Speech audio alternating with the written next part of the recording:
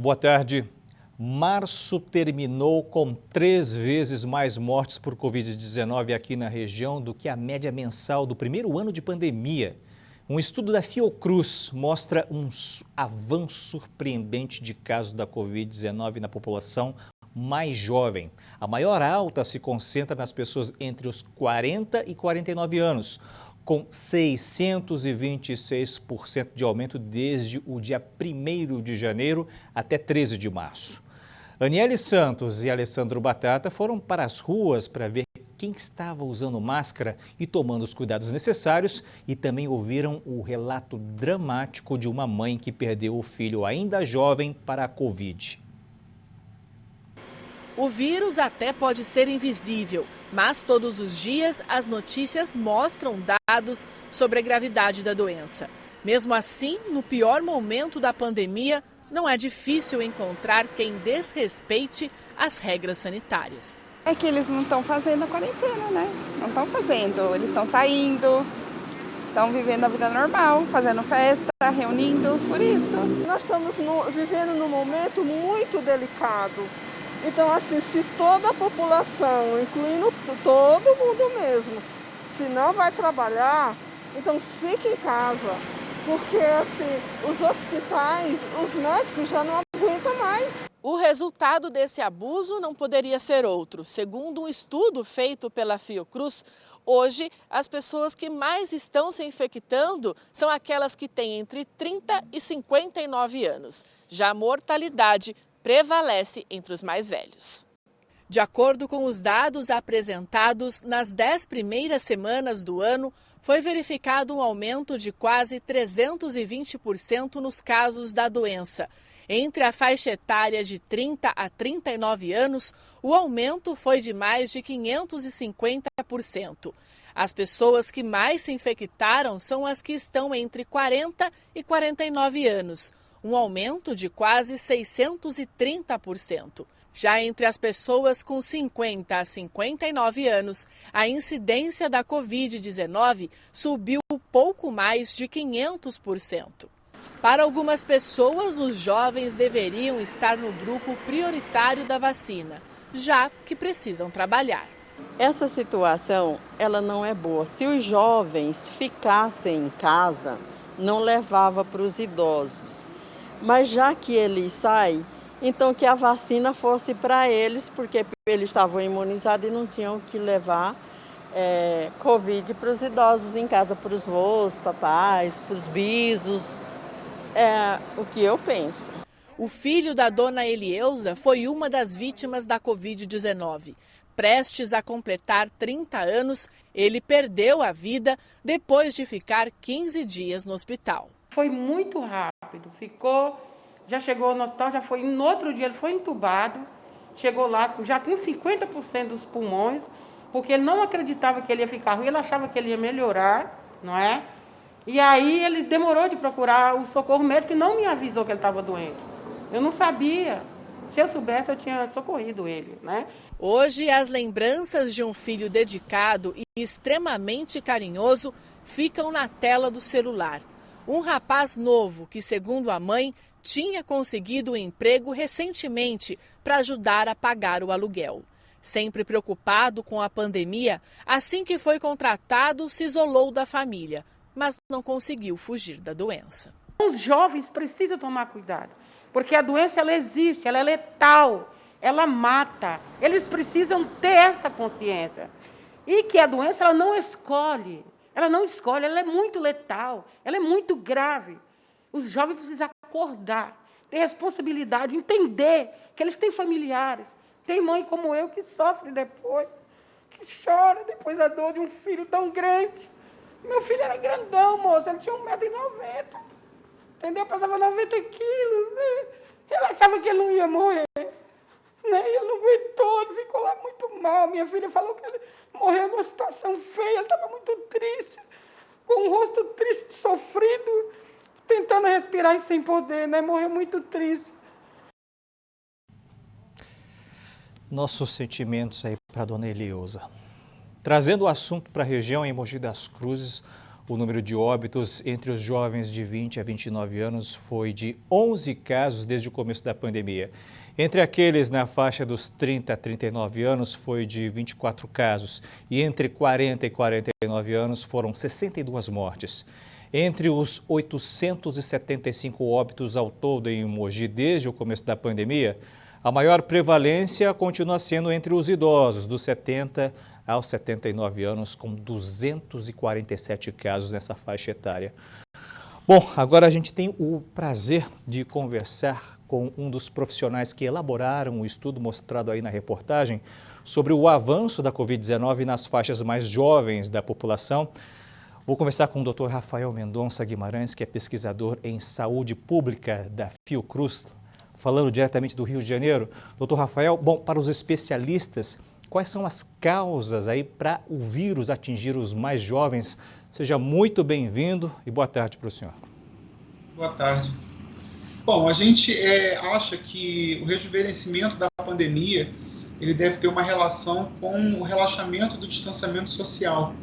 Essa população agora um pouco mais jovem, né, ali especialmente entre os 30 e 59 anos, é uma população que tem estado mais na rua, possivelmente retornando às atividades presenciais do trabalho ou em busca de subsistência, porque a gente teve um aumento da taxa de desocupação ao longo desse último ano e, portanto, são pessoas que estão hoje desassistidas, sem qualquer forma de subsistência. Doutor, qual que é a influência também das variantes nesse novo perfil de vítimas da Covid? Elas são mais fortes a ponto de conseguir adoecer até pessoas que antes eram consideradas de fora do grupo de risco, doutor? A gente não tem evidência que fale sobre isso. Na verdade, não é que as variantes sejam mais agressivas com esse grupo mais jovem. Possivelmente, o que acontece é que quando você tem uma variante circulante, você renova, então, a população de vulneráveis, de suscetíveis à contaminação. Se nesse momento de surgimento de novas variantes, você tem um contingente maior de pessoas jovens circulando, essas serão as pessoas que vão estar sendo infectadas. Pois é, e por falar em variante, uma variante do coronavírus semelhante à cepa sul-africana, né, foi identificada ontem aqui no interior de São Paulo, na região de Sorocaba, né? Já se sabe se a vacina da AstraZeneca, Fiocruz, é capaz também de proteger as pessoas dessa nova variante identificada? Bom, tem alguns estudos sendo feitos, conduzidos com a equipe específica, né, de laboratório, para poder testar a eficácia da vacina. A última notícia que eu tenho particularmente é de que para as variantes que vêm sendo encontradas, existe uma cobertura relativa da vacina, mas existem especialistas que estão trabalhando nessa direção. Então, tem sempre muita novidade diariamente a respeito da eficácia e a respeito dessas novas variantes, né? Vamos falar um pouquinho de prevenção, doutor. Para a Fiocruz, o isolamento social, então ele deveria ser adotado em todo o território nacional? Deveria. A gente tem que ter medidas de combate mais rigorosas nesse momento contra a pandemia. Então, de forma imediata, de forma a ser realizada em curto prazo, as recomendações que a gente tem provocado são de manutenção de toque de recolher, de fechamento de comércio para as atividades que não são essenciais e que a gente consiga manter esse tipo de estratégia por algum tempo até que a gente consiga conter um pouco mais o avanço da pandemia. E em médio e longo prazo, a gente recomenda fortemente a questão do distanciamento, que possa vir, na verdade, acompanhado de medidas de proteção social. Porque a verdade é que a gente não pode dizer simplesmente que as pessoas fiquem em casa se isso não garante a elas meios mínimos de sobrevivência. Então a gente precisa de um Estado forte que garanta a possibilidade dessas pessoas permanecerem em casa a partir dos auxílios emergenciais, de forma que elas não precisem ir para a rua em busca de subempregos e que acabem aglomerando, ainda que isso não represente para elas um ganho em termos de salário. Doutor, no caso, o lockdown seria o mais recomendado, que seria uma medida mais extrema? A gente tem visto, na mídia internacional, inclusive, várias cidades e países inteiros adotando o lockdown. A gente precisa pensar que o Brasil ele é um país muito heterogêneo, com quase 6 mil municípios e com uma diversidade de perfis demográficos muito diferenciada. Eu digo com relação à distribuição por faixa etária, densidade demográfica. Então, o que a gente tem recomendado é o rigor no afastamento, no distanciamento social. A gente não consegue hoje medir que cenário seria realizado em função de um lockdown. A gente reconhece que seria muito difícil com uma adoção de medida única para o Brasil como um todo, mas é necessário que a gente restrinja ao máximo a circulação de pessoas na rua, dentro das especificidades de cada estado e cada município. Doutor, o senhor falou exatamente sobre a questão de outros países. A gente vê alguns países da Europa, em França, por exemplo, que adotaram medidas bastante rígidas e que estão voltando agora a adotar as medidas ainda mais fortes, né? O que é que houve de errado nesses países, então? Não é que tenha havido nada de errado. A verdade é que, por ser uma doença transmitida por vírus, a gente sempre trabalha contra o tempo, porque a capacidade de um vírus de criar mutações e novas variantes é incrível. Então, o tempo todo a gente tem que estar trabalhando com cenários de agilidade para poder conter, inclusive, a multiplicação do vírus, a circulação dele entre pessoas. Então, as estratégias que a gente precisa adotar precisam ser conjuntas. Então, mesmo naqueles lugares onde a gente já tem a cobertura vacinal alta, o que não é o caso do Brasil, ainda assim é necessário que a gente mantenha o distanciamento social, porque de forma concomitante a gente está procurando induzir uma resposta imune nas pessoas e ao mesmo tempo evitando que essas pessoas circulem para que então o vírus não consiga se disseminar na população. Doutor, em relação à pesquisa realizada pela Fiocruz, o senhor acredita que essa situação da Covid entre a faixa etária mais jovem pode piorar aí nas próximas semanas?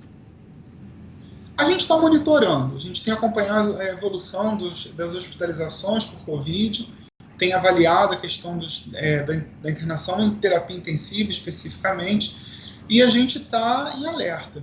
Esse avanço progressivo dos casos para as idades mais jovens é alguma coisa que nos salta os olhos. Então, isso é uma coisa relativamente recente.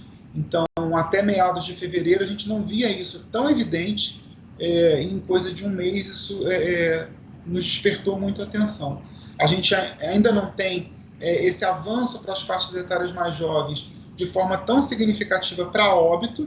Isso ainda é uma situação muito mais presente para casos, então é alguma coisa que nos requer agora atenção para monitorar, mas se a gente mantiver um grande contingente de pessoas mais jovens circulando na rua, vai ser difícil conter essa progressão para as idades cada vez mais jovens. Puxa vida, doutor. E como é que está a produção de vacinas na Fiocruz? E quanto tempo o senhor acredita que essa produção pode atingir o teto aí diário do imunizante? Olha, eu não posso responder para você a respeito da velocidade de produção de insumo, porque essa área é bastante específica dentro da Fiocruz. Mas a Fiocruz tem trabalhado para poder aumentar progressivamente sua capacidade de produção e procurando com isso tentar disponibilizar de forma mais precoce possível as doses necessárias para poder imunizar a população. Esse é um cuidado que está sendo feito com muito rigor, com muita prioridade por parte da Fiocruz. Bom, enquanto a vacina não chega, a prevenção é a nossa melhor arma no momento para a maioria das pessoas, né, doutor? É importante reforçar que essa medida que a gente chama de não farmacológica, que é a adesão ao distanciamento social, ela vai precisar continuar ocorrendo, ainda que a gente hoje comece a expandir a cobertura vacinal. É preciso entender que isso é uma medida concomitante à vacinação. Não dá para pensar que a gente vai conseguir começar a imunizar a população e no dia seguinte já pode estar todo mundo na rua. A gente precisa manter mais do que nunca essas duas medidas andando passo a passo para que a gente consiga conter a pandemia. Eu tive o grande prazer de conversar com o Dr. Rafael Mendonça Guimarães, que é pesquisador em saúde pública da Fiocruz no Rio de Janeiro. Doutor, muito obrigado mais uma vez. Seja sempre muito bem-vindo aqui no nosso Diário TV. Muito Boa tarde para o senhor. Boa tarde.